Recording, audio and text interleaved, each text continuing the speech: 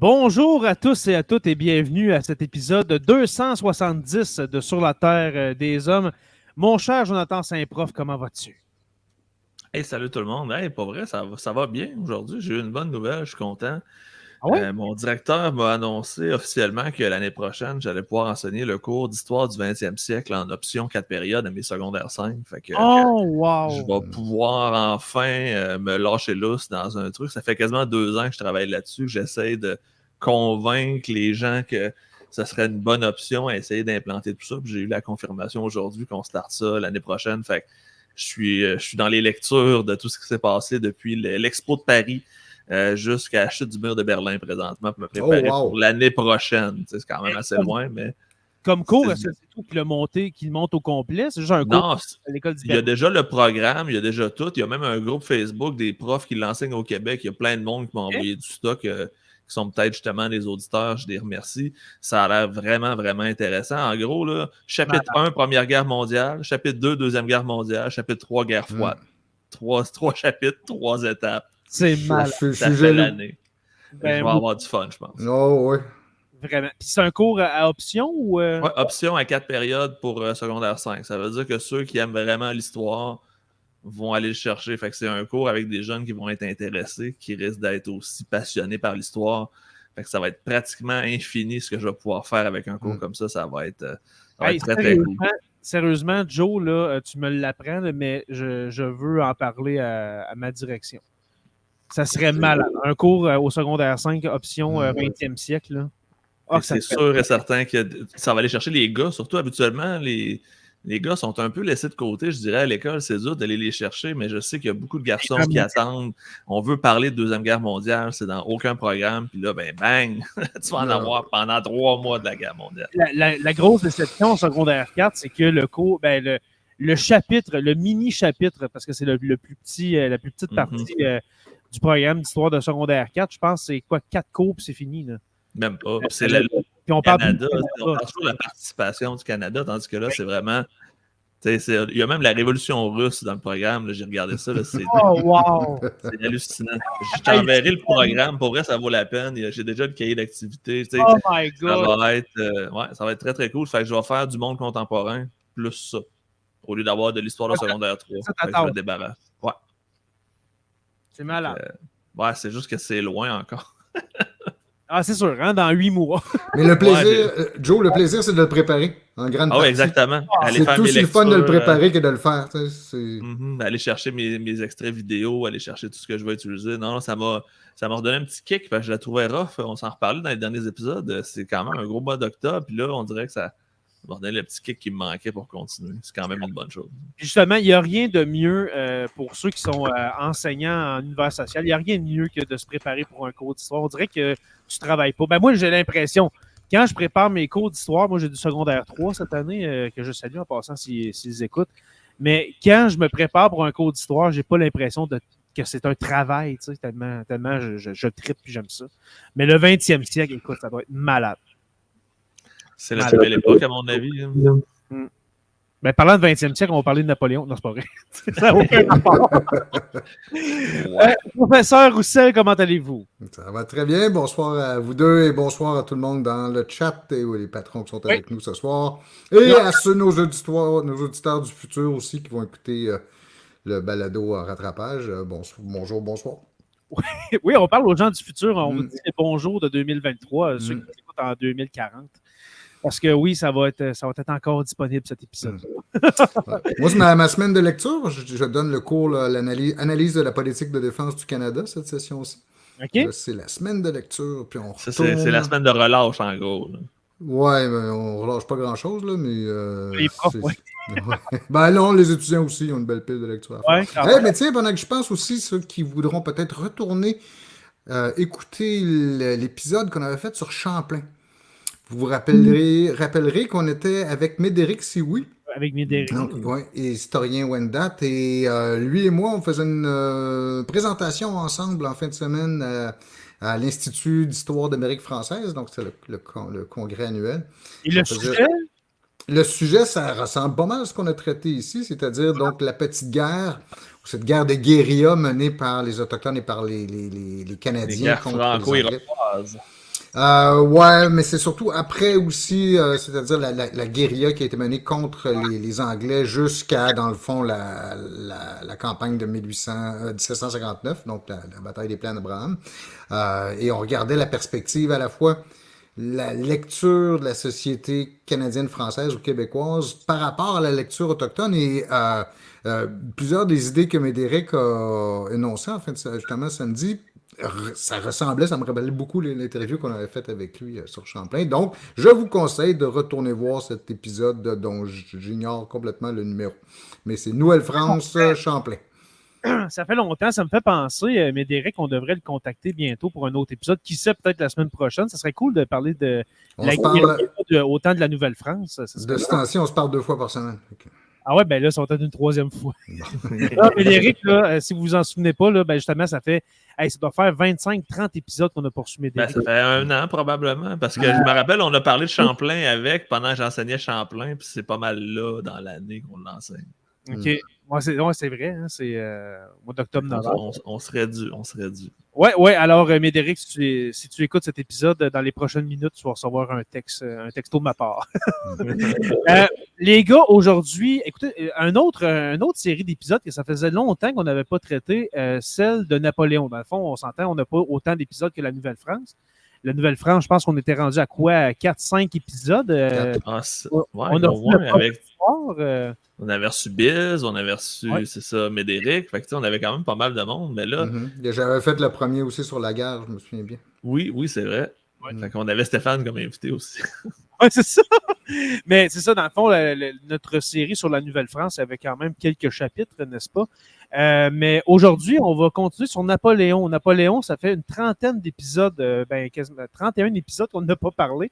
Et puis, dans le fond, notre premier épisode, te souviens-tu du numéro? Je pense c'est quoi? C'est 200... J'ai 249 dans le temps, mais je pense pas. 239, 31 épisodes, on était à 270. Fait que 239, si je me souviens bien. Dans le fond, on parlait de Napoléon, qui était-il et comment il s'était... 249, Jay. 249. Je te confirme que j'allais d'en face sur Spotify, épisode 249. OK, fait que c'est pas ça fait 21 épisodes. Fait que quasiment 5 mois. Mais quand même, ça faisait longtemps. Bon, on en avait parlé, me semble, à la fin de l'été ou au printemps, en disant que le film s'en venait. Ouais, c'est ça. Ça devait être au printemps. Le 19 mai. 19 mai qu'on en a parlé. 19 mai, parce que je me rappelle, on parlait justement, comme tu as dit, on parlait qu'un film s'en venait. Les premières bandes-annonces sortaient des petites bribes de bandes-annonces, des images de Joaquin Phoenix en Napoléon. Mais là, on est prêt. Là. Dans 1 mois, c'est la grande sortie du film Napoléon que, selon moi, j'ai hâte de voir la performance de Phoenix là-dessus. Mais je crois qu'il va fracasser. Il va transpercer l'écran. Moi, je pense que ça va être un sérieux concurrent au film de l'année contre Oppenheimer. Ah, film de l'année, ben lui dans 2020. Ouais, c'est vrai, 2023 Oppenheimer, c'est vrai. Ou contre Barbie aussi. Barbie, mais Barbie, donc là, au box-office, ça fait un tabac. Mais on s'entend qu'au niveau qualité, je ne sais pas si tu peux comparer ça dans la même catégorie. Tu sais. Oh non. Une fiction. Est-ce que vous l'avez écouté, Barbie? OK, mais il y a des bons messages. Ma blonde m'a fixé, m'a attaché sur mon sofa avec des écarteurs à yeux comme dans Orange Mécanique. Et puis finalement, j'ai dit, tu peux enlever les écarteurs à jeu, c'est pas si pire, c'est bon. Non, c'est pas si mauvais que. Je pense qu'on avait des idées préconçues sur Barbie. Le Barbenheimer, hein, cette époque, cet été, qu'on a vécu. C'est surtout parce que mon temps il est limité dans la vie, fait que j'avais pas 3 heures à mettre sur un film qui m'intéressait moyen. Ouais, ben, il est quand même long, comme tu dis, c'est 2 heures. Un bon 2 heures. Un bon 2 heures. Mais ouais, fait que c'est ça. Fait que Napoléon, on en a parlé au printemps, tout ça. Et là, on a la bande-annonce. OK? On a la bande-annonce du film. Est-ce que ça vous tente de l'écouter, les gars, avec moi? Ça va-tu marcher? Comment refuser ça? De dire oui. Je l'ai même pas écouté en plus, c'est cool. J'ai aucune idée de ce que tu me dis. OK, non, j'ai pris la peine de rien écouter. Je voulais pas me faire spoiler parce que je me doutais qu'on allait en parler. OK. Ben, en espérant que ça marche. En espérant que ça marche, mais ça marchait tantôt. Alors, en espérant aussi ne pas se faire striker par Facebook. Ah, c'est sûr que Facebook te strike. C'est sûr. Mais c'est dans un groupe privé. Fait que...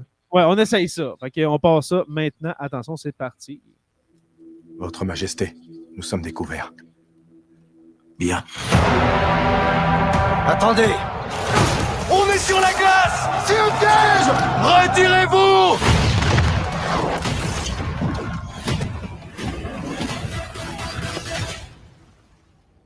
Je ne suis pas fait comme les autres hommes.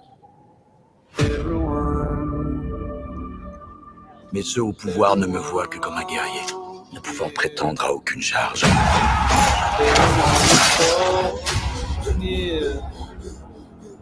Mais je marche dans les pas d'Alexandre le Grand et de César. Quel est votre nom? Napoléon. Le cours de ma vie vient-il de changer? Napoléon. Je dois vous prévenir. Je ne serai pas commandant en second. Mais c'est par le feu que je l'emporterai. Je suis destiné à de grandes choses. J'ai trouvé la couronne de France dans le ruisseau et je l'ai placée sur ma tête. Tu crois être un grand homme. Tu n'es rien si je ne suis pas avec toi. Dis-le. Je pense que je parle au nom de tous quand je dis que nous dormirons beaucoup mieux sans cette vermine. À qui est ce pays?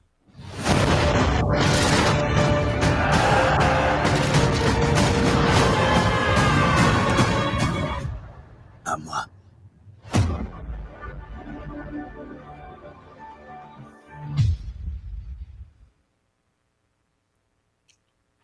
Wow. Oh, que ça a l'air bon, là. Ça a l'air malade. On n'a pas le choix d'aller voir ça au cinéma, Jay. Non, il faut y aller. Il faut y aller, puis regarde. Ouais. Ça renforce mon scepticisme. Avant de commencer sur la bataille de Trafalgar, j'aimerais qu'on parle de cette bande-annonce. Il y a beaucoup d'éléments, là.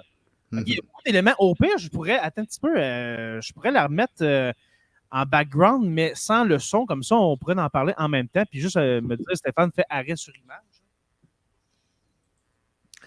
Mais en partant, un film sur la France avec des acteurs anglais qui parlent anglais, traduit en français par-dessus, je trouve que ça enlève un peu de crédibilité. Et ils auraient pu aussi lui donner son accent corse, parce qu'il n'a jamais perdu son accent corse de sa vie, semble-t-il. Mais as-tu remarqué quand il se fait demander par Vanessa Kirby qui joue Joséphine, quel est votre nom? Napoléon. Je pense qu'il dit un petit... Ah, peut-être, ouais. C'est vrai qu'on n'entend pas beaucoup parler là, des il phrases complètes. Il y a dit 15 mots pendant, ouais, c'est ça.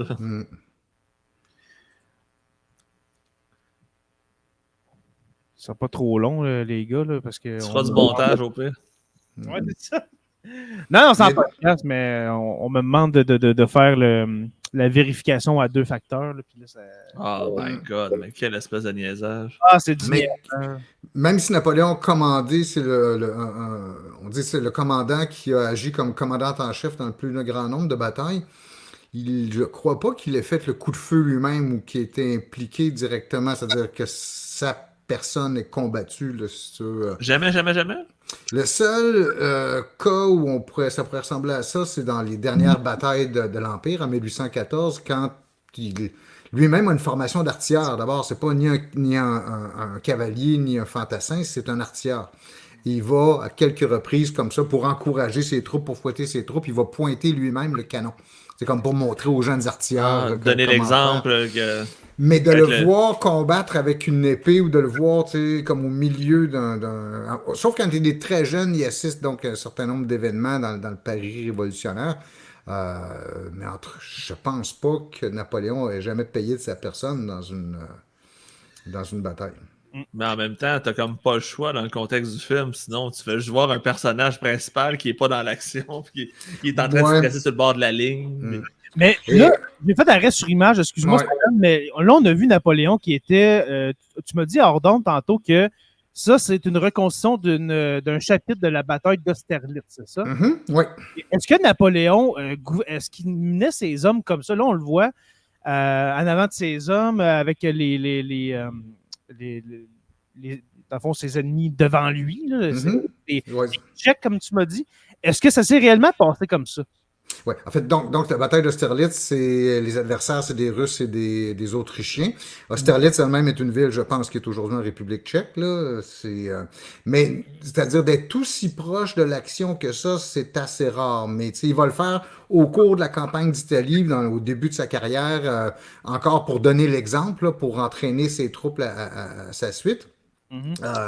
Mais d'être aussi proche que ça. Puis l'épisode que l'on voit dans la bande-annonce, c'est-à-dire vous voyez les troupes russes, ils sont habillés en blanc, qui essayent de s'enfuir. C'est au moment où la bataille est déjà réglée, là. Les troupes russes qui s'enfuient. La légende veut que les canons français aient tiré sur la glace des étangs. La bataille se déroule en décembre et les étangs d'Austerlitz sont gelés. Que les troupes russes auraient tenté de traverser les troupes russes en fuite auraient tenté de traverser ces étangs gelés et que l'artillerie française, pour leur occasionner plus de pertes, aurait tiré sur la glace pour qu'elle s'effondre. Dans les faits, et on dit qu'il y a 2000 soldats russes qui seraient morts noyés dans ces étangs-là. Pourtant, quand on a fait le dragage des étangs plus tard, beaucoup plus tard, on a trouvé une vingtaine de squelettes, là, puis quelques morceaux d'équipement, des choses comme ça. On est loin des milliers de soldats. Oui, et là aussi, le peu qu'on voit, parce que là, je me prononce sur quelques images, mais on voit les Français qui découvrent leurs canons comme si c'était caché par des bâches ou des draps. En fait, il n'y a pas de piège comme ça qui est mis en place. Les canons se placent très rapidement pour être capables, parce que là, ils poursuivent les Russes dans cet épisode-là. Il n'y a pas une embuscade là, comme ce qu'on a l'impression qu'on voit. Ça, on le voit sur l'image, justement, ils découvrent les canons, dans le fond, de ces toiles-là. Pareil comme s'ils les attendaient depuis longtemps. On voit dans le film, là, on s'entend que ça sort dans un mois, là, mais voilà. C'est ça, d'où mon scepticisme, en fait, sur... Exactement. Et je sens qu'ils vont mettre une histoire d'amour à l'américaine, donc ça romance avec Joséphine. On n'a pas le choix, là, c'est sûr. Je veux dire, t'as pas le choix. Il y avait Joséphine quand même, ils inventent pas une histoire d'amour, il y avait quand même une fille importante dans l'histoire aussi. Mais c'est vrai que Napoléon et Joséphine, c'était un amour passionnel, l'histoire de Joséphine et de Napoléon, là. Il était au front, puis il écrivait des lettres d'amour, etc. C'était un lover, Napoléon. Je pense que ça viendra pas pourrir le film, je pense. Non, tu sais... Parce que comme on dit... Tu sais, Ridley Scott, il a fait des films historiques où est-ce qu'il y avait des histoires d'amour. Puis ça pas. Tu sais, mettons, vous regardez Gladiateur, là, il y a une histoire d'amour entre Maximus et puis la fille de Marc Aurèle. Hein, je me rappelle bien. Mais ça prend pas tout le film. Là. Je pense pas que ça va tourner autour de Joséphine et Napoléon. Non, je pense pas, moi non plus. Je pense plus que ça va être des scènes à grand déploiement puis ben du monde qui se tapoche ça. Ah oui. Cette scène-là, la campagne d'Égypte, là, on voit pas la grande image. Il se compare un peu à... Ouais. Je sais pas si c'est vraiment comparé à un empereur romain puis à Alexandre le Grand aussi clairement et aussi... Oui. Ouais, ok. C'était la mode d'ailleurs à l'époque. C'est-à-dire au 19e siècle, déjà, quand on regardait dans le passé, c'est là où on va mettre cette image très négative du Moyen-Âge. Et aussi, on idéalise l'Antiquité, on idéalise l'Empire romain. Donc, il y a beaucoup de choses rappellent l'Empire romain, sa gloire, sa grandeur. Donc, qui est tombé dans une métaphore comme celle-là, ce serait vraiment pas étonnant. Là. Ok. Alors, Mais il y avait un petit caractère aussi, Napoléon, qui faisait que probablement qu'il se la. ah ouais. Ben, il y avait la ça- couronne de laurier sur la tête. Puis, Ah oui, qui est un autre symbole romain. Ouais, et puis la couronne, c'est quoi, du Saint-Empire romain germanique qui s'est mis sur la tête? C'était ça, non? Je sais pas c'est quoi cette couronne-là. On va y arriver, mais là, pour l'image qu'on voit là, c'est Napoléon qui entre tout bonnement dans un bordel et puis qui va rencontrer Joséphine. Alors voilà, OK, on continue. un film de Ridley Scott. Là, sûrement qu'il va y avoir une espèce de... OK, là, un bateau. Est-ce que tu penses qu'on va parler de Trafalgar, mon cher? Est-ce qu'il y a d'autres batailles? Est-ce qu'il y a d'autres batailles navales? Napoléon n'a pas été souvent sur un bateau, peut-être pour passer de la Corse à la France, puis ensuite pour aller, quand il était exilé une première fois, à l'île d'Elbe, puis ensuite à l'île Sainte-Hélène. Pas l'île Sainte-Hélène de Montréal, là, l'île Sainte-Hélène dans le sud de l'Atlantique. Ouais, Il c'est était ça. exilé, où il va mourir d'ailleurs. Ouais. Le bateau, l'Inconstant. Alors, j'ai bien hâte de voir. Il faudrait faire une recherche. Est-ce que c'est l'Inconstant qui a amené Napoléon sur l'île Sainte-Hélène ou bien c'est quoi l'île d'Elbe, hein, avant qu'il s'enfuit de là puis qu'il s'en aille perdre 1814, c'est l'île d'Elbe où il va rester quelques mois, puis 1815, c'est l'île Sainte-Hélène. Alors, il va y avoir sûrement des flashbacks de la Révolution française. Je mets un 2 piastres que ça, c'est Marie-Antoinette. Sûrement. Alors, pendant la Il te tranche pas mal la tête. Fait que j'ai le feeling que t'as raison. Check la Ouais, couronne, remarque qu'il y a eu 2000 quelques personnes qui sont faites trancher la tête. Ouais, mais une petite blonde de même dans le preview, j'ai le feeling. Il y avait une sœur, donc une religieuse qui s'appelait Roussel, qui a été guillotinée. C'est peut-être quelqu'un dans ma famille. Une cousine lointaine. Parce que pour se faire pitcher une tomate de même, là, juste un peu, là, ça doit pas être quelqu'un d'aimé. Fait que, hein, la tomate. Ouais, je serais prêt à gager un petit 2. L'image qu'on voit là, justement, avec son sceau d'empereur, c'est tellement son image la plus iconique, je pense. Oui, la fameuse toile. Je sais pas si on peut la trouver vite fait. Je vais y aller. La toile de David. C'est la toile, le couronnement de David. Exact. Alors, vous voyez justement la couronne de laurier, puis la couronne. Je sais pas si c'est la couronne de France.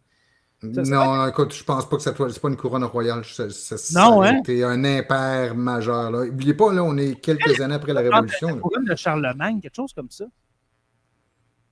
Tu trouves pas la couronne de Charlemagne, peut-être Saint-Empire romain qui est relié par après au Saint-Empire romain germanique? Peut-être, mais ça m'étonnerait. Peut-être. Quelqu'un pourrait nous le dire dans le chat ou. Là, dans cette image-là, je ne sais pas si c'est à cause. Ah oui, on le voit, excuse, je vois la main juste ici. Parce que Napoléon va prendre la couronne que tient le pape. Je crois que c'était le pape Urbain dans ce temps-là. Oui, qui est derrière le personnage qu'on voit. Parce que sur la toile de David, le pape est assis en arrière. Et Napoléon, plutôt que de laisser le pape le couronner, va symboliquement prendre la couronne puis se la mettre lui-même sur la tête. Exactement. Il s'auto-couronne. Ouais. Là, on va aller voir. Là, pour ceux qui sont en podcast, désolé, allez le voir en vidéo parce qu'on fait on décortique la bande-annonce, justement. Alors voilà, Vanessa Kirby. Et puis là, j'avance un petit peu plus vite. Ça ressemble à Waterloo. Là. Ouais. Cette formation-là, je ne sais pas si on va en parler plus tard. Là. Les carrés de Waterloo. On se fera un épisode sur Waterloo si vous voulez, parce que ce soir, on va être en mer. On ne sera pas au milieu des. On sera pas dans les plaines de Belgique. Ouais, c'est ça. On est un peu en retard sur notre pacing. Ouais, non, c'est pas. C'est ça. Au pire, on le fera en 2 parties. Cette image-là, je finis avec ça. On s'entend avec les dômes en arrière. C'est Moscou, hein? Moscou en feu. Alors, voilà. Okay, voulais-tu dire que je montre l'image? Je l'ai trouvée finalement. Vas-y, mon cher, c'est à toi. La fameuse image de l'empereur. Écoutez, c'est vraiment le même saut. On voit la décoration. La couronne de laurier, le sceptre, le soute. La même affaire. Alors, j'ai vraiment hâte de voir aussi côté costume, ce film-là, comment ça va être incroyable. Bon, j'ai le feeling que là-dessus, ils vont être assez sur la coche, comme on dit. Ah oui, on a la réponse. Guillaume Beaulieu nous donne la réponse. La couronne de Napoléon Ier est un insigne et joyau impérial français fabriqué pour l'empereur Napoléon Ier et utilisé lors de son couronnement le 2 décembre 1804. Napoléon appela sa nouvelle couronne la couronne de Charlemagne, le nom de l'ancienne couronne royale de France qui avait été détruite lors de la Révolution française. Merci beaucoup, Guillaume Beaulieu. Donc, c'est la couronne 2.0. La couronne 2.0 qu'il a nommée la couronne de Charlemagne. J'étais pas loin. J'avais Charlemagne dans la tête. Bon, les gars, on vient de passer la moitié de l'épisode sur la bande-annonce. Bon, ben, Stéphane, il te reste 30 minutes pour résumer Trafalgar. Go, je t'écoute. Ah, ben écoute, on peut faire 45 minutes, on peut se rendre à 1h15, là, mais là, aujourd'hui, on veut parler de la bataille de Trafalgar. Mon cher Stéphane, les batailles navales, c'est pas vraiment le fort de la France napoléonienne, de l'Empire français de Napoléon, on s'entend, là. Il y a eu deux grandes batailles navales, en fait, celle d'Aboukir en 1798 et celle de Trafalgar en 1805. Le round 1 et le round 2, on va... Ouais, ben, en fait, dans les deux cas, c'est les Britanniques qui vont mettre une volée par le même personnage, on va parler tantôt, Horatio Nelson, l'amiral Horatio Nelson. Mais cette bataille-là, elle est... OK, d'abord, je vais vous dire, on a l'impression que c'est en marge de l'épisode napoléonien, et pourtant, elle est, selon moi, une des plus importantes dans le sens où elle va déterminer, ou enfin, elle va déterminer pas mal le cours des 10 années suivantes. En fait, j'ai coutume de dire que Trafalgar, jusqu'à un certain point, on va le nuancer un petit peu tantôt, mais jusqu'à un certain point, Trafalgar, qui a lieu en 1805, prépare Waterloo, qui a lieu en 1815. Donc, à ce moment-là, après Trafalgar, il y a une option pourtant essentielle pour Napoléon qui vient de se fermer. Il y a une porte qui vient de se fermer, puis vu que cette porte-là est fermée, ben, il va être obligé d'emprunter un trajet ou un chemin tout à fait différent qui va éventuellement le mener à Waterloo en 1815. Est-ce que c'est le début de la fin ou c'est trop tôt pour le dire en 1805? C'est beaucoup trop tôt pour le dire. En fait, au contraire, ça, c'est une autre raison pour laquelle je trouve cette bataille intéressante. D'abord, il y a les conséquences stratégiques dont on va parler, mais qu'il y a vraiment un paradoxe, si vous voulez, à cette époque-là. En 1805, au même moment, à l'automne 1805, l'Angleterre va accéder, si vous voulez, au titre de puissance maritime mondiale. Okay. Avec la bataille, c'est la fin d'un processus qui se préparait depuis un siècle et demi. Mais là, après la bataille de Trafalgar, les Britanniques règnent sur les mers du monde entier jusqu'au début du 20e siècle, voire même jusqu'à la Deuxième Guerre mondiale. La Royal Navy... C'est le début justement de l'âge d'or maritime. Vraiment de l'âge d'or. Ça se préparait, comme je vous disais, depuis un siècle. Mais en octobre 1805, là, la marine britannique domine vraiment les mers du monde. Mais exactement au même moment, c'est ça qui me fascine, c'est qu'à l'automne 1805 aussi, Napoléon est en train de mener la campagne que l'on considère comme la plus brillante, puis il va remporter le 2 décembre 1805 une victoire militaire, la bataille d'Austerlitz, sur laquelle on pourra revenir un jour si vous voulez, mais qui est considérée comme son chef-d'œuvre stratégique. Et là, on approche du pic de l'Empire. L'Empire français, entre 1805 et 1807, est vraiment au sommet de sa grandeur. Trafalgar, c'est comme un pas de recul, puis après ça, il est reparti par en avant. Non, c'est parce que les deux se passent en même temps. C'est ça qui est paradoxal, c'est que tu as l'Angleterre qui accède au rang de grande puissance navale ou maritime mondiale, et tu as la France qui, au même moment, elle devient la grande puissance terrestre ou continentale. Alors vraiment, tu as comme deux destins parallèles, deux rivales, tu sais, qui, au même moment... La grande différence, c'est que la domination continentale de la France va durer 10 ans. La domination maritime dans l'Angleterre va durer 130 ans. C'est pas tout à fait le même ordre de grandeur. Puis l'autre chose aussi, ce qui me fascine beaucoup là-dedans, c'est qu'on voit dans la bataille de Trafalgar et dans d'autres batailles aussi, mais Trafalgar est particulièrement intéressante pour ça. Ça illustre à quel point la marine britannique, la Royal Navy, est une machine de guerre extrêmement efficace. D'autant plus que cette machine de guerre-là s'inscrit dans une stratégie globale, ce qu'on appelle une grande stratégie, où l'Angleterre, à la fois par ses activités politiques, économiques et militaires, est en train de se constituer comme l'empire énorme qu'il va être au milieu du 19e siècle. L'empire où le soleil ne se couche jamais. Exactement. Donc, et qui a un impact sur nous et nos auditeurs du Québec, du Canada français, parce que c'est dans ce long processus-là que le Canada, si tu veux, va être imbriqué. D'abord, il a été imbriqué à l'Empire britannique en 1763, mais on fait partie de cet empire On faisait partie de cet empire. Exact. Une question de Guillaume qui Oui. dit, est-ce qu'on peut dire que Napoléon a contribué par ses guerres à la puissance maritime que les Anglais sont devenus? C'est une très bonne question. Est-ce que Oui. cette histoire-là britannique a galvanisé l'Empire britannique, justement, dans j'allais dire ce succès-là, oui, ce succès maritime-là, si on peut dire? Oui, parce que... Et puis aussi, on s'entend, en ayant des colonies partout autour du globe, t'as pas le choix d'être une puissance maritime, veut pas. Oui, mais ce qui est intéressant, c'est tout le processus qui va mener à ça. C'est qu'en fait, avec la défaite franco-espagnole à Trafalgar, l'Angleterre n'a plus de rival. Elle a éliminé un par un tous ses rivaux, que ce soit les Pays-Bas. Oui. Les Espagnols, donc, avec la Grande Armada en 1588. Ensuite, ça a été une série de guerres assez malheureuses pour les Britanniques, mais dont ils vont sortir finalement plus puissants. Une série de guerres contre les Pays-Bas, contre la Hollande, au XVIIe siècle.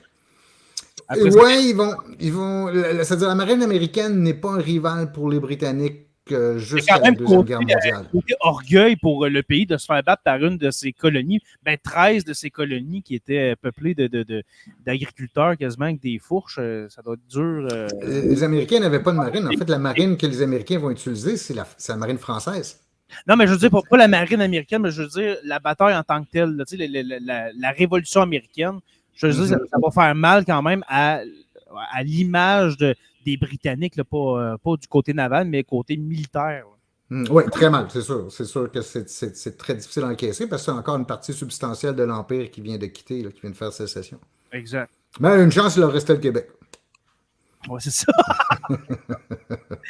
Un des points que je t'ai amené, Stéphane, c'est dans le fond, les yeux de Napoléon se posent vers l'Angleterre. Pourquoi il est obsédé par l'Angleterre? Parce qu'on sait que Napoléon veut... j'entends gricher, ce que c'est toi, Joe?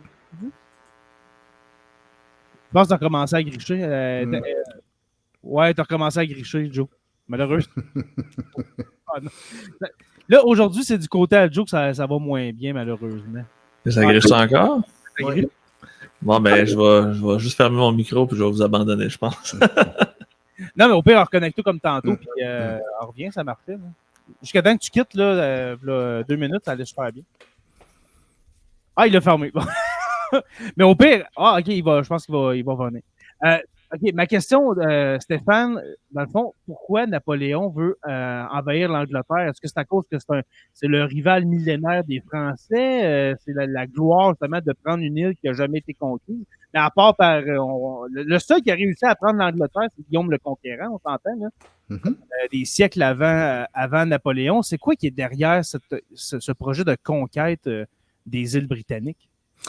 Parce que, en fait, tu l'as dit toi-même, là, on a le résultat. La guerre entre la France et l'Empire britannique, donc à l'époque de Napoléon, tu peux juste mettre ça dans une suite de guerres. En fait, c'est la dernière grande guerre entre la France et l'Angleterre. Il va y avoir des crises entre les deux au 19e siècle, mais à partir du début du 20e siècle, ils deviennent des alliés.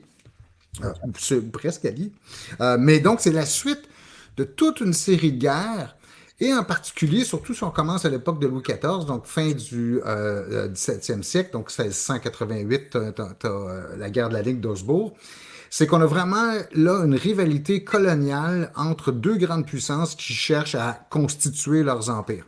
Et donc, on pourrait dire que de 1688 jusqu'à 1815, jusqu'à la défaite de Napoléon à Waterloo, tu as cette rivalité donc entre les deux grandes puissances. Et la guerre à l'époque de Napoléon n'est qu'un épisode dans cette longue guerre de compétition hégémonique entre la France et l'Angleterre. De succession de guerres qui n'arrête pas. Là. Comme tu dis, la guerre de Ligue d'Augsbourg, après ça, regarde, t'en as eu plein.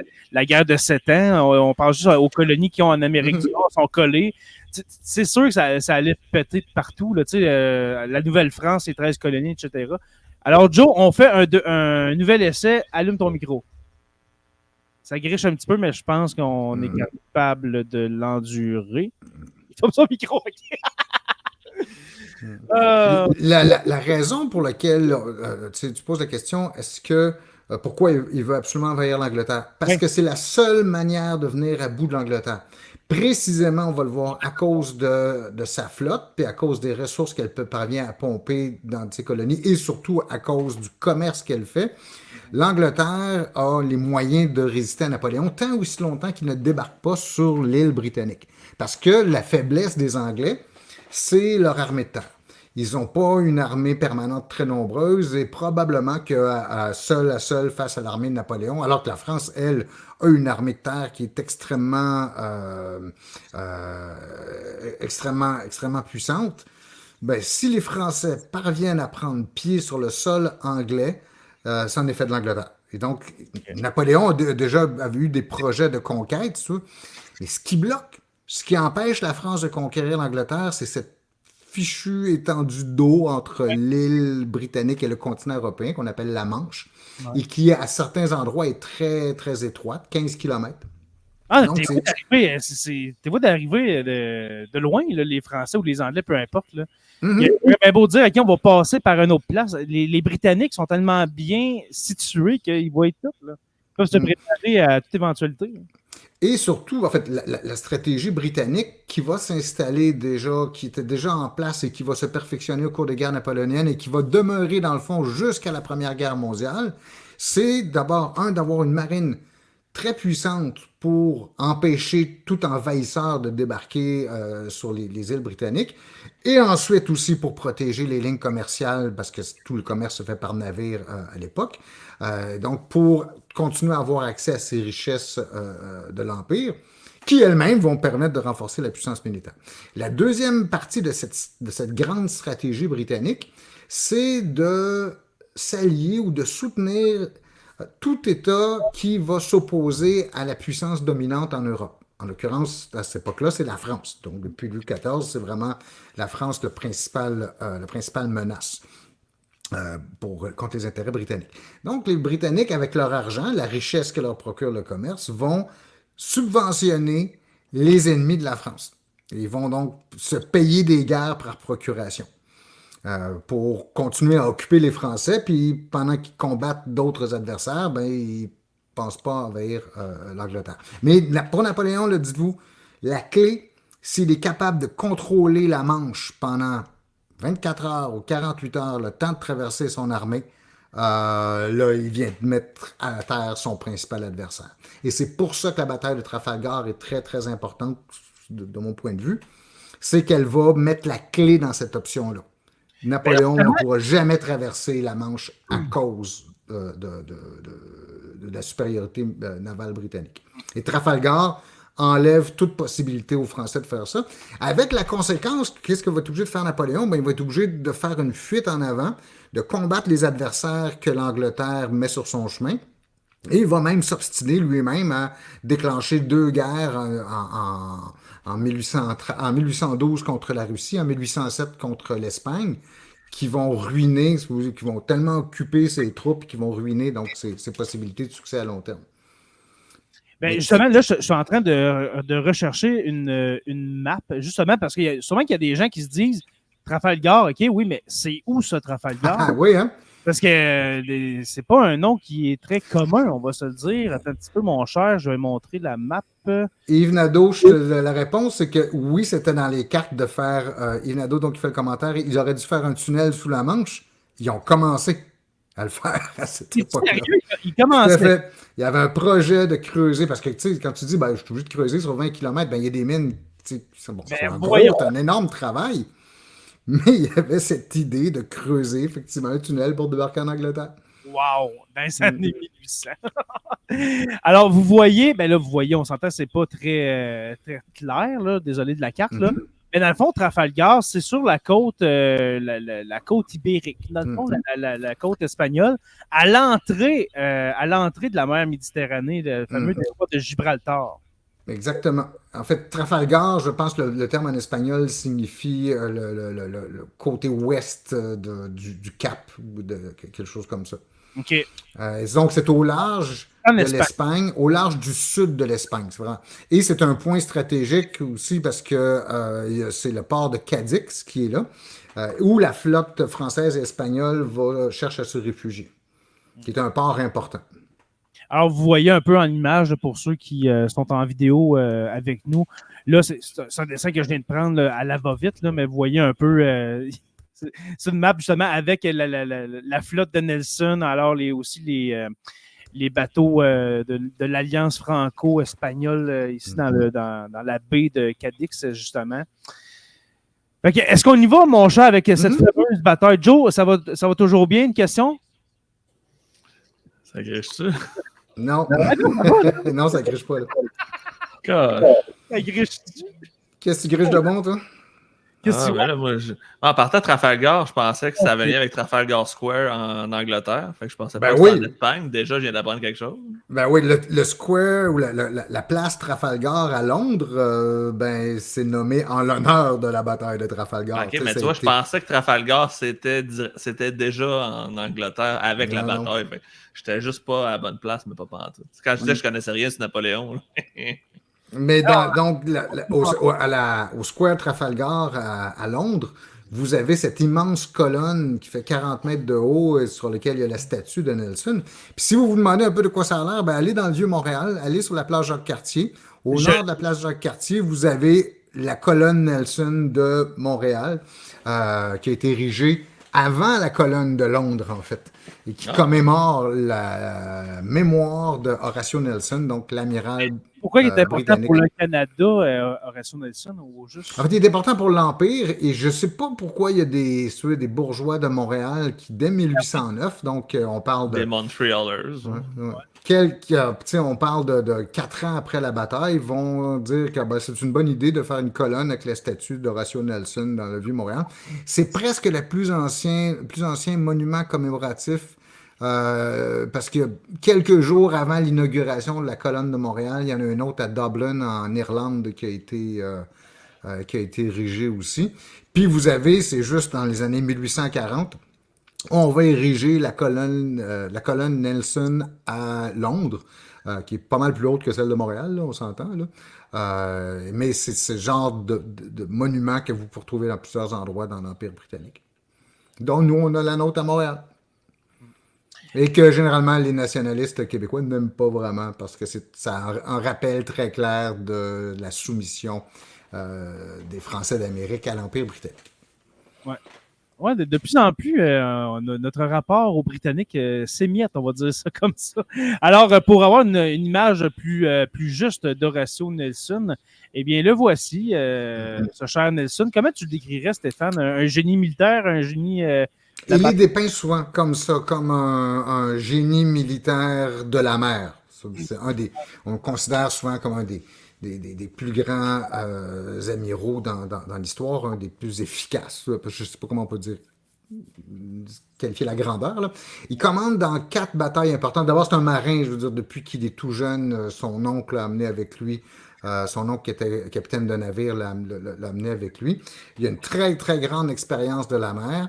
Il commande dans 4 batailles qu'il va remporter. 2 qui sont très importantes pour Napoléon. En fait, 2, il va sacrer 2 volées à la marine française qui vont, dans les 2 cas, contrecarrer les plans de Napoléon. Trafalgar, dont on traite ce soir, mais aussi la bataille d'Aboukir, 7 ans plus tôt, qui va coincer Napoléon qui est en Égypte à ce moment-là.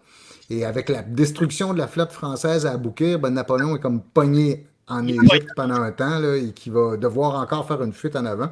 Et à un moment donné, il va réussir en catimini à retourner en France. Mais déjà, Nelson vient de mettre un gros caillou dans le soulier de Napoléon en 1798.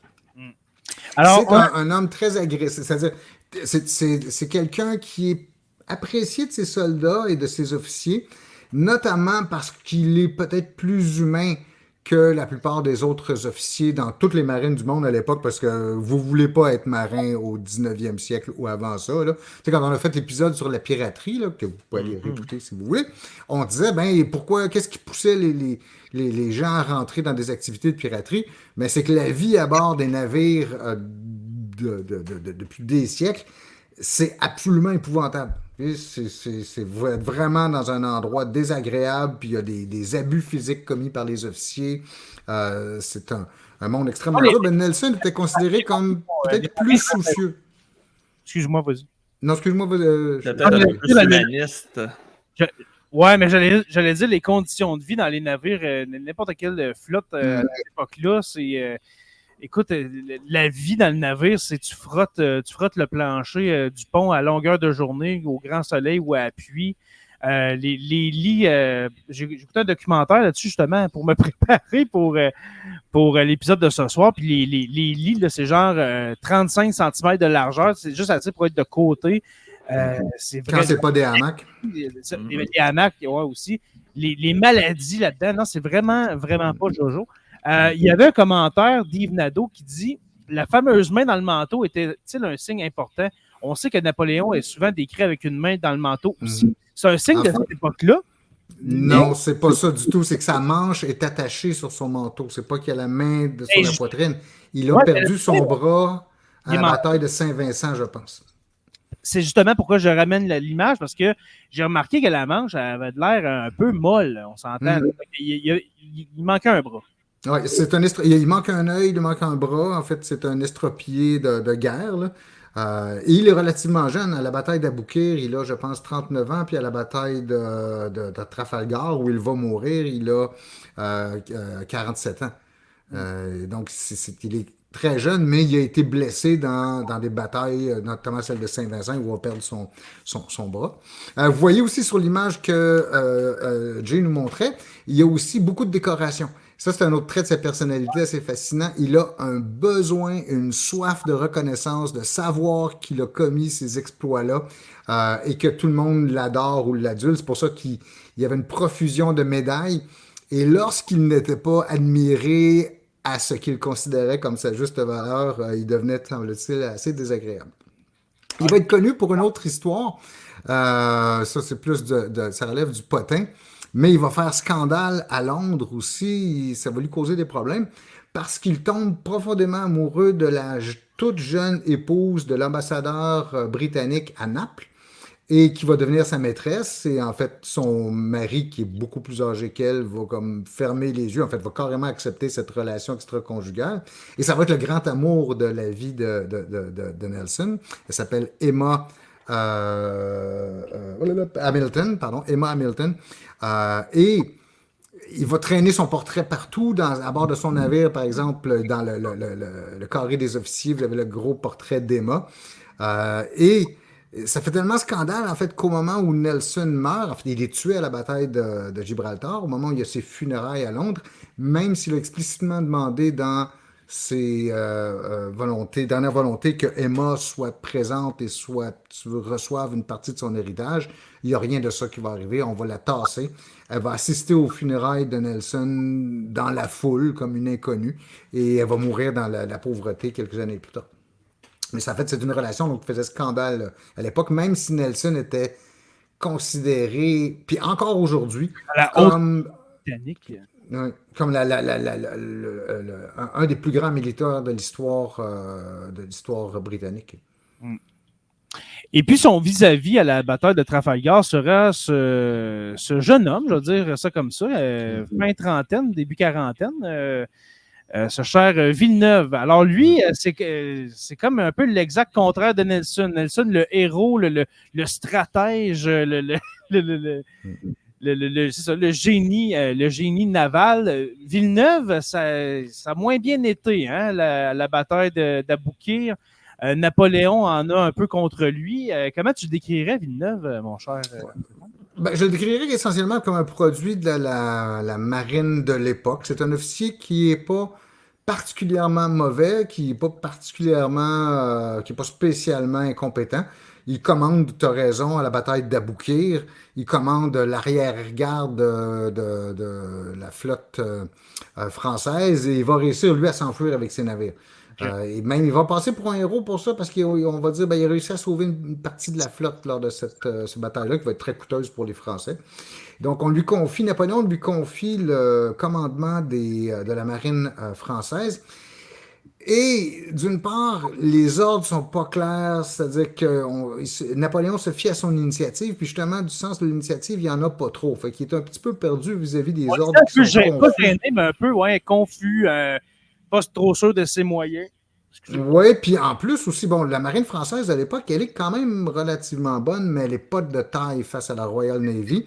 Même si elle a des navires en bonne condition, l'entraînement, la qualité des troupes, la qualité du commandement est pas comparable du tout à ce qu'on retrouve du côté des Britanniques. Et la job que lui confie Napoléon est vraiment compliquée. C'est-à-dire que Napoléon, lui, commande la flotte française en Méditerranée. Son boulot, c'est de sortir de la Méditerranée, aller rejoindre les alliés espagnols qui ont accepté de mettre leur flotte en commun avec celle des Français, d'aller jusque dans les Antilles pour attirer la flotte britannique. On veut que les Britanniques partent à sa poursuite. C'est bon, cette histoire-là. On s'en va directement dans les Antilles. Raconte ça, excuse-moi. Vraiment bon. Puis le but, c'est qu'une fois que les Britanniques sont rendus dans les Antilles, tu essaies de t'esquiver, puis Villeneuve et sa flotte doivent remonter très rapidement dans la Manche pour couvrir l'invasion de l'Angleterre par les troupes de Napoléon. C'est comme ça que Napoléon veut garder, pendant quelques jours qui sont cruciaux, le contrôle sur la Manche. C'est un plan très compliqué, parce qu'il y a plein d'impondérables dans ça, qui ne fonctionnera pas. Parce que Nelson va partir effectivement à la chasse de Villeneuve. Mais Villeneuve ne parvient pas à revenir à temps et va retourner s'enfermer dans le port de Cadix. Et c'est là où le plan de Napoléon commence vraiment à dérailler parce que, je vous ai dit, la stratégie britannique est en deux temps. D'une part, vous avez protégé l'Angleterre par ce qu'on appelle le mur de bois, le wooden wall, qui est en fait constitué par la marine britannique, et d'autre part, de payer du monde pour faire la guerre aux Français en Europe. Et là, ils ont payé l'Autriche et la Russie, ils ont convaincu l'Autriche et la Russie de déclarer la guerre à la France.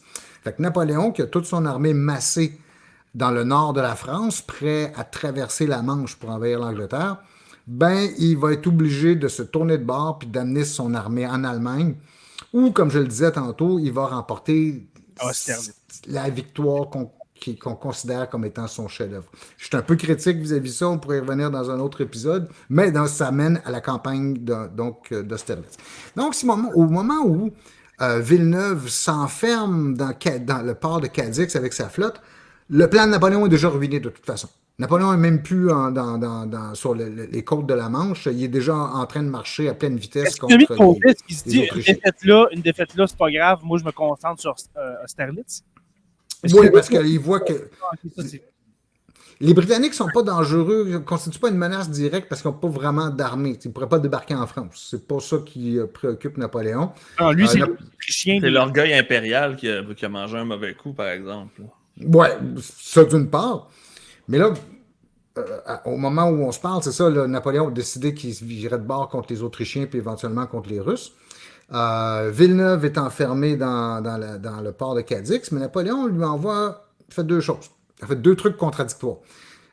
Il envoie d'abord l'ordre à Villeneuve de se préparer à appareiller pour retourner en Méditerranée et soutenir éventuellement de loin la campagne que Napoléon s'apprête à faire contre les Autrichiens. Mais en même temps, Napoléon nomme un nouveau commandant de cette flotte-là, sans le dire à Villeneuve, et ce type-là est en marche vers Cadix pour remplacer Villeneuve, j'oublie son nom, mais pour le remplacer à la tête de la flotte française. Et Villeneuve va apprendre que son remplaçant est en route. Fait qu'il va se dépêcher d'obéir au premier ordre qu'il a reçu pour ne pas avoir son rival qui débarque en ville.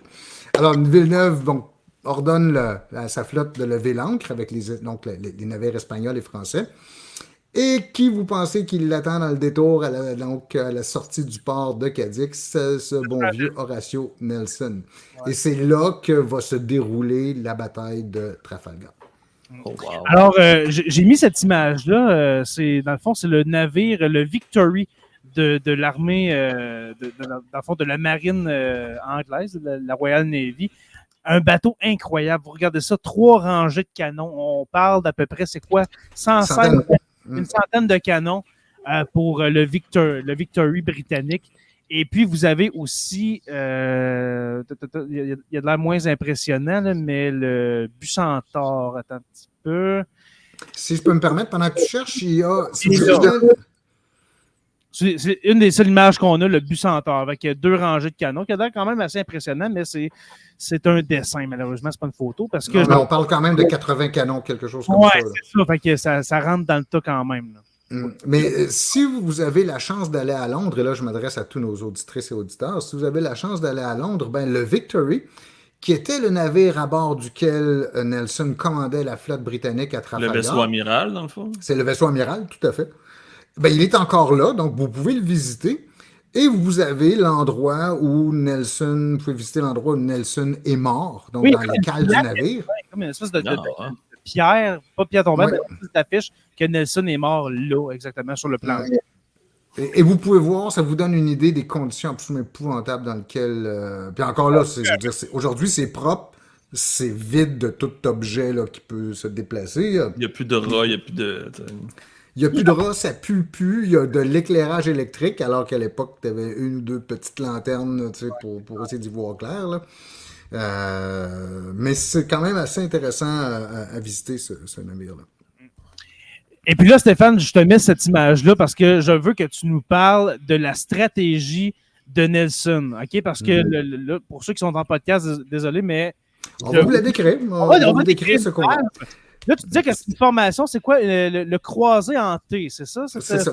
C'est une manœuvre qu'on appelle croiser le T. Je vous explique en deux mots. À l'époque, la manœuvre ou la manière la plus commune de combattre dans la marine, vous savez, tous les canons sont orientés sur les flancs des navires. Vous n'avez pas de canons qui tirent, ou très peu en tout cas, qui peuvent tirer par en avant ou par en arrière, contrairement aux navires qui vont avoir des tourelles un siècle plus tard. Donc, les navires se mettent en ligne les uns derrière les autres pour offrir le plus grand portée de tir contre l'adversaire. Et l'adversaire, généralement, va faire pareil. Ben, il va se mettre aussi en ligne, puis il va exposer, il va montrer ses Une bonne flancs vieille pour avoir- bataille de rangée sur l'eau cette fois-ci. Exactement, c'est ça. C'est classique. Là, les deux flottes se déplacent en parallèle puis se tirent dessus. Pas très efficace, semble-t-il, comme moyen d'emporter la victoire. La manœuvre la plus valorisée, c'est de dire, moi, je reste en ligne, mais je m'organise pour couper la route de mon adversaire, de manière à ce que mon adversaire soit de face, donc il n'y a pas beaucoup de canons qui puissent tirer contre moi, mais moi, j'ai tous mes canons de tous les flancs de mes navires sont capables de tirer sur l'adversaire. C'est ce qu'on appelle croiser le T. Idéalement, la flotte qui représente la barre supérieure du T, ben, est capable de décharger tous ses canons contre la flotte qui s'en va dans sa direction. À Trafalgar, Nelson va faire l'inverse. Et c'est pas absolu, je veux dire, c'est pas un coup de génie nécessairement, ni quelque chose de tout à fait original, parce que ça s'est déjà fait et ça va se refaire dans d'autres batailles. Mais il va approcher la flotte française, la flotte franco-espagnole, pardon, à 45 degrés. Donc, il s'en va. Le but, sa flotte est divisée en deux groupes, si vous voulez. Un qui est commandé personnellement par Nelson, puis l'autre qui est commandé par l'amiral Cunningham. Et il va enfoncer le flanc, enfoncer la ligne française carrément en l'éperonnant, là, si vous voulez. Et ça va dégénérer dans une série d'affrontements d'un navire contre navire qui va durer 4 ou 5 heures. Mais le résultat, c'est que les Franco-Espagnols étaient déjà désorganisés un petit peu avant la bataille, mais là, ils sont complètement perdus. L'avant-garde de la flotte franco-espagnole continue son chemin pendant que le centre et l'arrière-garde se font massacrer. Et les Britanniques ont l'avantage dans des combats comme ça. Les Britanniques sont beaucoup plus combatifs, et je parle en général, que leurs adversaires, ici les Français et les Espagnols, si bien que ça va être en bout de ligne un massacre. Donc, vous avez, en termes de navires, les Franco-Espagnols ont 33 navires au début de l'engagement, 33 gros navires qu'on vient de voir, là, des navires de 70 puis 80 ou 100 canons. 4000 marins, pardon, je m'excuse, 26 000 marins en tout et partout. Ça vous donne une idée aussi de la taille des bateaux. Ils vont, à la fin de la journée, à 5 heures le soir, quand la bataille cesse, ils ont perdu 21 de leurs navires, 4 ont été coulés, puis la balance a été capturée. Et ils vont avoir perdu la moitié de leurs troupes. Donc, en fait, en termes de pourcentage de perte de navires, j'ai les stats exacts, Stéphane. Voulez-vous que... Oui, vas-y. Oui, vous allez voir l'ampleur de la défaite franco-britannique. Aucun bon sens. Pour les Franco-Espagnols, on parle de 4400 morts et de 2500 blessés. OK, là, c'est juste les morts, là, c'est beaucoup, là, c'est une bataille navale. Là. 4400 morts, 2500 blessés. Du côté des Britanniques, 448 morts, 1200 blessés et 18 captures de navires, dont le vaisseau amiral français. Et auquel... Et Jay, tu dois ajouter aux 8000 blessés et tués français ou espagnols, un autre 8000 qui sont capturés. OK, en plus. C'est la moitié des soldats ou des marins qui ont participé à la bataille du côté français ou espagnol qui vont être tués, blessés ou capturés. Okay. Ce qui est énorme. Une perte de 50%, c'est énorme. Puis en termes de perte de navires, c'est 65%. Ben oui, puis les Britanniques ont 10 fois moins de morts que les Franco-Espagnols. 4400 pour les Franco-Espagnols, puis 448. C'est 1 sur 10. Et aucun navire. Ils ne perdent aucun navire au cours de cette bataille. Ils sont très endommagés. Là. Le Victory de Nelson doit être remorqué par un autre navire parce qu'il a perdu tous ses mâts au cours de la bataille. Nelson lui-même est blessé mortellement. Il va mourir donc 3 heures après le début de la bataille dans la cale du Victory. Et donc, il ne verra pas la victoire finale, mais il a déjà une bonne idée là, au moment où il meurt qu'ils sont en train de tailler en pièces leurs adversaires. Du côté de Napoléon, tantôt tu l'as dit, là, quand il va apprendre ça, il va envoyer quelqu'un pour remplacer Villeneuve, va se concentrer sur Austerlitz. Est-ce que ça va être fini, les batailles navales par après? Est-ce qu'on va se concentrer plus du côté continental, là, du côté français? Absolument. C'est-à-dire, ça va briser les reins de la marine française. Il reste d'autres flottes, il reste d'autres navires qui n'ont pas été engagés. Mais ça casse toute tentative pour les Français de mener des opérations navales à grande échelle. Un peu de la même manière où la bataille du Jutland au cours de la Première Guerre mondiale va avoir cet effet-là sur les Allemands. À partir de la bataille du Jutland, les Allemands se replient dans leur port. Les Français ne sortiront à toute fin pratique plus de leur part après la bataille de Trafalgar. Et on peut dire, à partir de Trafalgar, les Britanniques ont plus de rivaux sur mer. Il faut attendre un siècle, c'est-à-dire autour de 1905, pour que l'Allemagne se pose en nouveau rival de l'Angleterre, la Russie dans une certaine mesure aussi. Mais il n'y a plus d'adversaires. Vraiment, les Britanniques sont seuls. Ils ont la maîtrise des mers pour un siècle. Et Napoléon, lui, va mener la guerre essentiellement sur terre. On va parler de la campagne d'Austerlitz de 1805. Il y a toute une série de coalitions qui se forment ensuite contre la France. Et Napoléon va être comme pris à mener ces guerres-là, que parfois lui-même a déclenchées, jusqu'à sa chute finale à Waterloo 10 ans plus tard. Très intéressant. Joe, t'as ton micro coupé, tu vas bien? Ben, j'ose comme pas intervenir. J'ai peur qu'on scrape l'élan de Stéphane, mais j'aime bien l'image que tu viens de mettre. C'est une belle façon de continuer. Ben justement, Stéphane, je ne veux pas te couper, mais le temps file. Le temps file. Mais je pense qu'on va continuer dans un autre épisode parce que je veux aussi parler de la bataille d'Austerlitz. On n'en a pas. On n'y a pas pensé. Parce que de ce temps-ci. Ben, on pourrait faire Austerlitz puis Waterloo. Ça pourrait être les 2 prochains sur Napoléon. Ah oui, puis on va faire d'autres recherches sur la campagne d'Égypte qui me fascine au plus haut point aussi. Mais juste pour vous donner un teaser, peut-être sur Austerlitz, vous avez vraiment Napoléon qui se retrouve dans une situation où ses adversaires le regardent et ils disent il ne peut plus s'en sortir. Là. C'est coincé. Ils sont inférieurs en nombre, ils sont dans une mauvaise position. Ils sont crevés parce que ça fait 3 mois que Napoléon fait marcher, plus que ça, en fait, il quitte au mois d'août. On est rendu au début décembre. 3 mois que les soldats de Napoléon marchent tous les jours. Et des distances absolument phénoménales. Donc, on se dit, là, OK, là, il a mis la tête en dessous du marteau, là, puis on va l'achever à Austerlitz. Est-ce que c'est la bataille d'Austerlitz qui va faire préalablement traverser son armée à travers les Alpes? Non, là, ça, tu parles des campagnes d'Italie. Les Ah, campagnes d'Italie sont avant Austerlitz. Ça, Napoléon n'est pas encore empereur au moment de la campagne d'Italie de 1800. Donc, c'est 5 ans plus tôt que ça s'est produit. Ça, parce qu'il y a 2 campagnes d'Italie. Là, je ne me souviens plus c'est dans laquelle où Napoléon va traverser les Alpes avec son armée. Mais Austerlitz, c'est aussi considéré... En fait, c'est traité dans l'histoire militaire. Je doute que ce soit exact. Mais la manière dont on raconte ça, c'est comme si Napoléon avait tout calculé. Littéralement comme s'il avait pris une horloge, il avait remonté. Puis ensuite, il laisse les choses se dérouler. Puis lui, comme commandant en chef, n'a même pas à intervenir parce que tout se déroule exactement comme il l'avait prévu. En réalité, ça, c'est une reconstruction après la bataille pour faire passer Napoléon comme étant encore plus grand.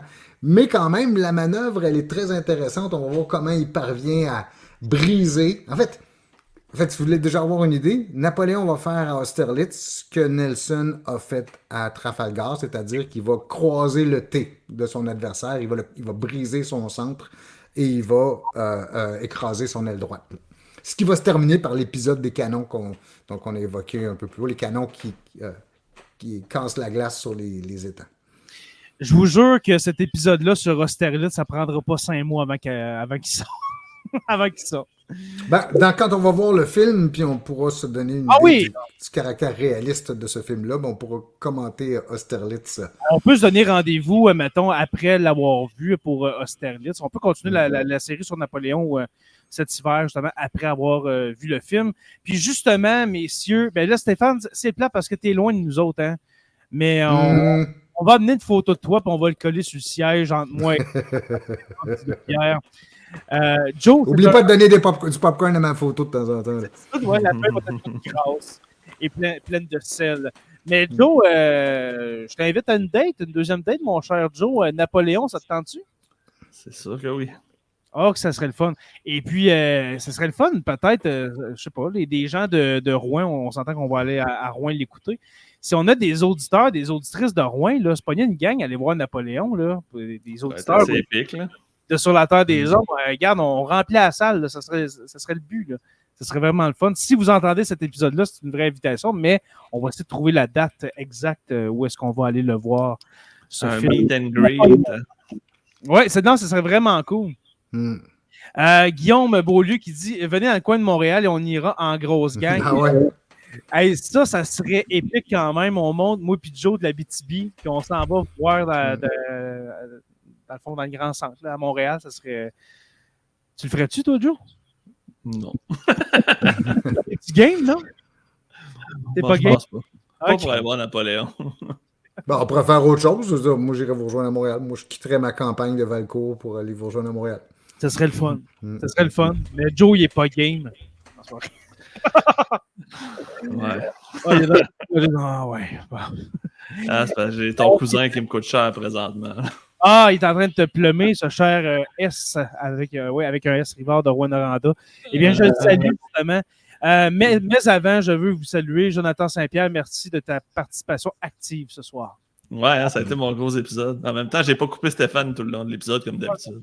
Non, ça a été moi. Ouais. Moi, je suis bon là-dedans. Ça me manquait que tu me coupes. Ouais. Mon cher professeur Roussel, encore merci pour ce délicieux cours. À chaque fois que je le dis, j'adore ça, faire ça. Empêchez-moi pas, là. J'adore. Ça fait depuis qu'on a parlé là, qu'on faisait ça depuis 48 heures que je me vautre dans les navires britanniques. Ouais, exact. C'est une passion que tu transmets vraiment bien, Stéphane. C'est toujours le fun de t'entendre. J'aurais bien aimé t'avoir comme prof, mon cher. Pas trop tard. Non, je suis pas à la retraite encore. Exact. Les cours en ligne sont toujours offerts par Stéphane. Alors voilà. Alors merci messieurs, merci aux membres Patreon d'avoir été là ce soir encore une fois. C'est vraiment le fun d'enregistrer avec vous. Bientôt, si l'occasion le permet, on pourra faire un live avec tout le monde.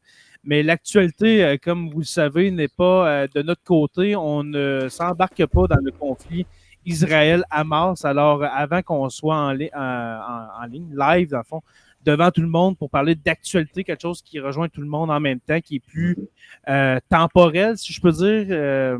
Ça dépend. On pourrait bien parler du budget de l'an 1 de Paul Saint-Pierre Plamondon, mais ça me le dit pas à soir. Joe, Ni demain, ni jamais.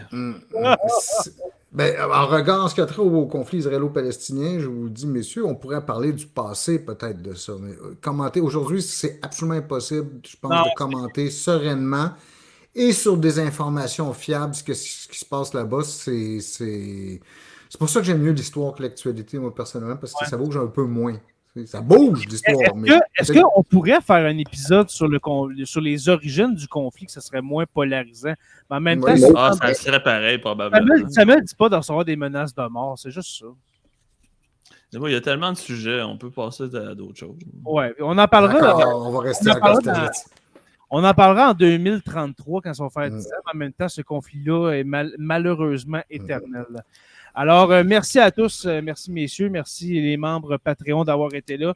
Je vous invite, pour ceux qui ne sont pas abonnés encore à la version podcast, eh bien, on est disponible sur Apple Podcast, Spotify, Google Podcast pour encore 1 mois, 2 mois, c'est-à-dire jusqu'au 31 décembre avant que ça ferme. Alors, vous pouvez désormais vous désabonner de Google Podcast et venez nous rejoindre sur Spotify. Parce que ça va finir par fermer. Et puis aussi la chaîne YouTube de Sur la Terre des Hommes qui reprend vie tout doucement. Peut-être un phénix tout doucement, mais je ne pense pas qu'on va se rendre au niveau qu'on était avant. À vous de me prouver le contraire, voilà. Merci à nos membres Patreon de nous soutenir à tous les mois, les curieux, les stagiaires, les historiens, les érudits, orateurs, construction avec un S Rivard de Rwanda, qui est en train d'amener, c'est bizarre à dire, mais Joe dans la rue. Et non, puis, c'est le contraire, il est en train de faire il va me faire de quoi de solide, mais c'est parce ça commence incessamment. C'est pour ça que je ne peux pas rien planifier, parce que ça se pourrait que les marteaux commencent demain. Ah, voilà. Et puis aussi, miel Habitémis, la seule chose que Joe va pouvoir s'acheter désormais pour se nourrir, parce que tout va passer dans ses paiements de rénovation. Et si je peux me permettre aussi, je vais saluer tous nos patrons Patreon qui sont avec nous ce soir, mais aussi peut-être saluer ceux de l'avenir qui vont nous entendre sur le balado. On vous salue. Et dimanche prochain, on va probablement, enfin j'imagine comme d'habitude, avoir droit à passer sur Touski TV, sur Twitch. Donc oui. Dimanche, juste avant l'heure du Seigneur, le jour du Seigneur, pardon. Le jour du Seigneur avec un E. Oui. Et puis je suis tombé, Stéphane, je voulais vraiment, je ne savais pas que tu étais un marathonien de la sorte. Je t'ai vu sur Twitch à un Mercronspi, OK? Ouais. Ça dure quoi, 7-8 heures, ça? Tu es en ligne pendant 7-8 heures de temps. Comment tu fais? Je suis Tommy, Tommy, c'est l'animateur de cette. Mais 8 heures là, à regarder de ce stock-là sans. Ben, quoique, il y a deux types d'émissions. Donc, le mercredi soir, c'est sur Twitch, c'est cette émission de Tommy Godette, donc qui s'appelle le Mercronspi, où on regarde effectivement des vidéos produites à la tonne par la complosphère québécoise internationale. Et le jeudi, c'est l'addendum au Mercronspi. Généralement, il y a quelqu'un qu'on met en charge d'un dossier en particulier qui va couvrir un sujet. Par exemple, Max Laprise couvre beaucoup les sujets qui puissent trouver leur origine dans l'histoire du Moyen-Âge, parce que lui, c'est un spécialiste de ça. Pierre Ioni, qui est un avocat qui couvre les sujets de droit. Et moi, devinez qu'est-ce que je couvre surtout avec Jason politique Case. canadienne.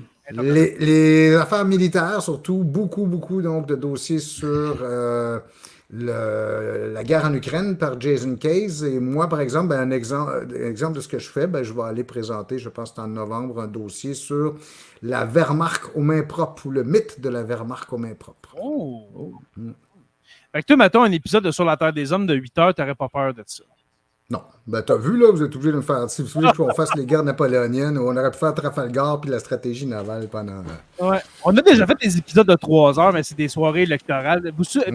T'étais pas là encore, hein, Stéphane, quand on a fait la soirée électorale présidentielle de 2020. T'étais-tu avec nous autres dans ce temps-là? Non, j'ai fait la soirée électorale du Québec. 3 heures. Il faudrait aller voir, mais c'est autour de 3 heures, 3 heures et demie. On était avec Martin puis Frank du Crachoir.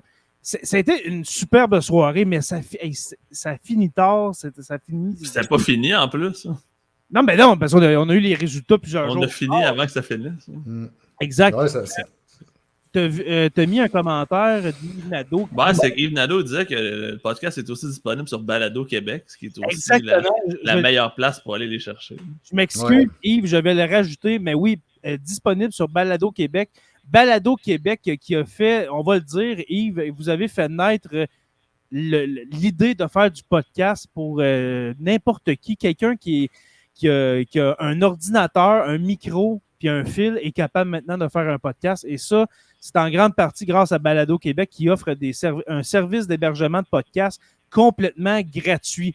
Alors, il faut en parler de Balado Québec. Yves, je vais ajouter ça à ma liste après l'épisode. Balado Québec, merci beaucoup de ce que vous faites pour le podcast québécois. C'est très apprécié. Vraiment beaucoup. Comme Stéphane a dit, on est disponible sur Twitch à partir de 18h. Dans le fond, c'est Twitch Touski TV. Alors, tapez Touski TV sur Twitch et puis à partir de 18h, on est là. Après ça, il y a le Jour du Seigneur, bien sûr, avec Frank Pocket. Et puis, ensuite, le crachoir, le célébrissime crachoir. Et puis, après ça, c'est quoi? C'est l'after show du crachoir. Où est-ce que c'est... des fois, c'est complètement débile. Là. Je regarde ça, puis il y a des stickers qui apparaissent partout. Les gars sont plus capables de parler parce que tout le monde envoie des stickers. C'est vraiment une belle communauté. Celle du crachoir, c'est une belle communauté. Je l'aime beaucoup. Celle de Tommy Godette aussi, qui est très proche, qui se recoupe beaucoup, là, mais celle de Douteux c'était TV. des cousins. Hein, c'est comme... communauté cousine. Ben, tu sais, on n'est pas ensemble. On a déjà été avec podcast.com, avec le crachoir, mais ça reste des très bons amis. Comme tu l'as dit, Stéphane, tu vas avec Douteux, tu vas avec Tommy Godette faire le Mercronspi, etc. On est quand même encore reliés un peu. Tu sais, Martin, c'est lui qui m'a approché pour diffuser les épisodes de Sur la Terre des Hommes le dimanche. Je l'ai pas plié à genoux, il m'a approché avec ça. C'est vraiment gentil. Fait qu'il y a une très belle collaboration entre les deux entités, même les trois entités, devrais-je dire. Alors, merci encore à tous et à toutes. N'oubliez pas que Sur la Terre des Hommes est une présentation des éditions Derniers Mots. Si vous voulez vous procurer, c'est-à-dire notre premier livre, Scripta. Joe, as-tu commencé à écrire le deuxième tome? Ou, Pas en tout. Moi non plus. Alors, voilà. Peut-être qu'il y en aura juste un finalement. Alors, voilà. Stéphane? Moi, j'ai commencé. T'as commencé, t'as parti? Oui, parce que s'il y a un deuxième tome, Stéphane ne fera pas juste la préface cette fois-ci. Il va y écrire quelques chapitres, je crois, n'est-ce pas, professeur? Oui, je pourrais. Ça serait vraiment cool. Ça serait vraiment cool. Au pire de prendre quelques textes de tes livres puis les mettre dedans. Non, c'est pas vrai. Ben, je vais envoyer mes notes de ce soir. Oui, voilà. Ben oui, pourquoi pas. Alors, merci les gars. On dirait que je veux pas que ça finisse, mais je vais terminer comme ça. N'oubliez pas qu'à tous les jours, nous écrivons l'histoire et on se revoit la semaine prochaine pour une autre page d'histoire de Sur la Terre des Hommes. Salut tout le monde. Salut à tous.